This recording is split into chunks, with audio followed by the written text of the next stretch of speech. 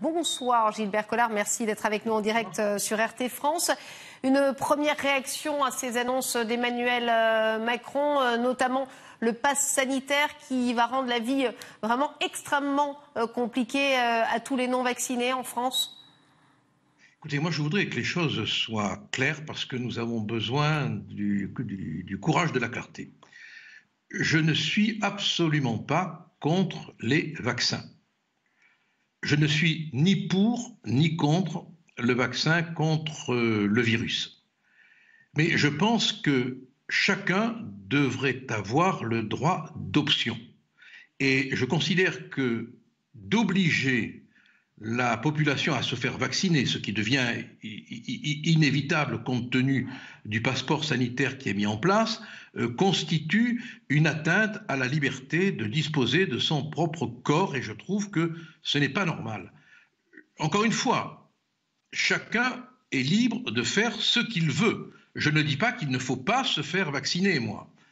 Je ne dis pas non plus qu'il faut se faire vacciner sous peine d'être considéré, comme le dit M. Kouchner, comme un traître. Vous vous rendez compte où on en est? Bon, je dis que chacun devrait, dans le respect des gestes barrières, dans la prudence, faire comme il l'entend. Et je trouve que la manière dont s'instaure cette dictature vaccinale, puisque si on n'est pas vacciné, on ne pourra plus sortir de chez soi. Donc ça veut dire qu'il faut se faire vacciner par contrainte. Et tous les gens qui, comme moi, sont obligés de se déplacer, comment pourraient-ils ne pas se faire vacciner? Alors même que, et c'est un point important si vous le permettez, l'autorisation de mise sur le marché de ces vaccins est conditionnelle et qu'on en est encore en essai clinique de la phase 3 ou 4. Alors la contrepartie qu'on devrait exiger pour cette vaccination obligatoire, c'est que l'Union européenne rende publics les contrats qui lient l'Union au laboratoire, que chaque citoyen sache dans quelles conditions le produit qu'on va de contrainte lui injecter a été acheté, négocié. Existe-t-il des clauses d'irresponsabilité? Y a-t-il des clauses de sauvegarde? Enfin, voilà. Là, il y aurait une contrepartie quand même qui serait, à mon avis, indispensable et qu'on doit exiger, que les démocrates doivent exiger. Maintenant, encore une fois, je ne voudrais absolument pas que cette querelle sur la vaccination devienne un fruit de discorde entre Français. Parce que là, maintenant, les gens commencent à s'opposer d'une manière irrationnelle. Il y a ceux qui sont pour le vaccin, ceux qui sont contre le vaccin, et ça va finir par une empoignade, ça. Et finalement, quand on écoute M. Macron, on devrait, et je conclus là-dessus si vous permettez, lui rappeler ce que disait M. Dupond-Moretti, vous savez, le ministre de la Justice, quand il était question de vacciner obligatoirement les prisonniers. Il disait « les détenus ne sont pas des cobayes, on ne les vaccinera pas de force ». Ah bon, les détenus ne sont pas des cobayes, mais ceux qui ne sont pas détenus sont maintenant en détention sanitaire. Bon, il faudrait bien de réfléchir, le président de la République, à ce que disait son ministre de la Justice. Aujourd'hui, clairement, vous êtes avocat avant tout, Gilbert Collard. Est-ce que ça pose, comme nous le disaient nos invités précédents, Maxime Thibault, notamment docteur en droit public, des problèmes tout simplement sur le plan de la légalité, une forme de vaccination obligatoire sans la nommer, sachant qu'elle l'est vraiment en revanche pour les soignants? Ça pose, alors on va vous dire, et c'est l'éternel argument, mais il y a des vaccins qui ont été rendus obligatoires. C'est vrai, mais ce sont des vaccins qui avaient une antériorité, que l'on avait mis des années et des années et des années à mettre au point, et qui avaient quand même été testés, et il y avait la sécurité du temps écoulé.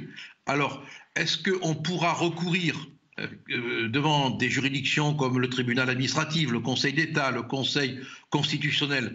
Bien sûr, et espérons qu'ils se lèveront en gardiens de nos libertés, d'autant que, rappelez-vous, ces vaccins n'agissent pas sur les variants. Alors ils diminuent, c'est vrai, semble-t-il, en ce qui concerne le virus premier, il diminue l'effet de la maladie, semble-t-il.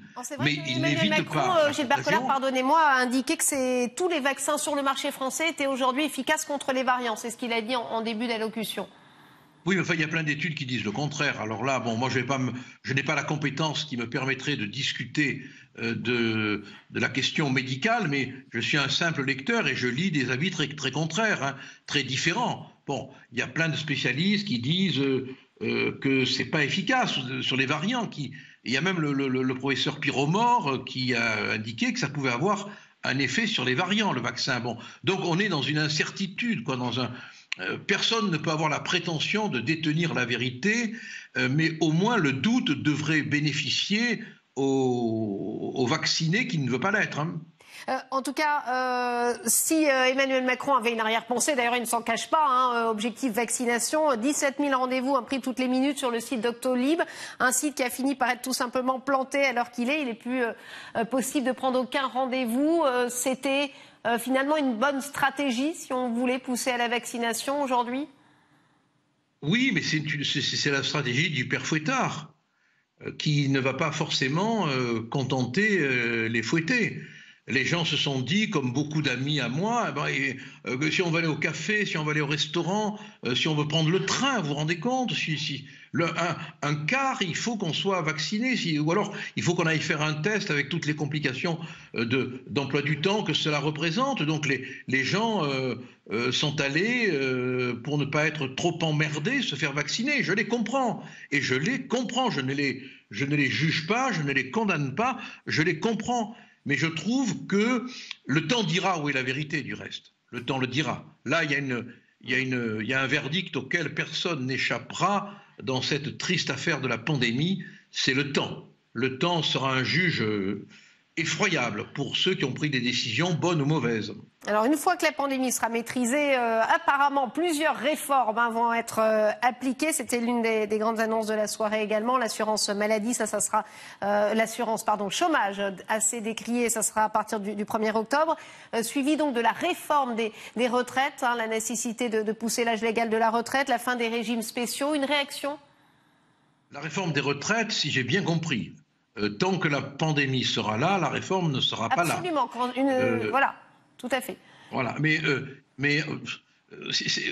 on a l'impression, je ne veux pas être désobligeant, mais que le président de la République était un peu un voyageur de commerce des mots, avec tous ces mots valises, hein, dans lesquels il n'y a rien. Il n'y a rien.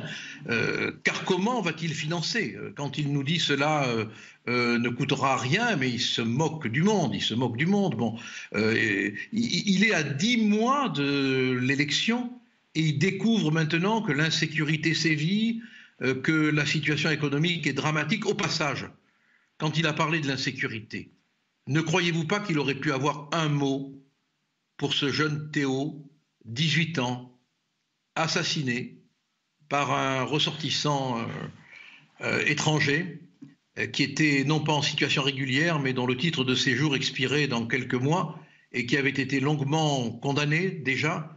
Il aurait pu avoir un mot. Non, il n'a même pas eu, vous voyez. Et ça, je lui reproche. Merci en tout cas Gilbert Collard d'avoir été avec nous, nous avoir apporté votre réaction après l'allocution d'Emmanuel Macron.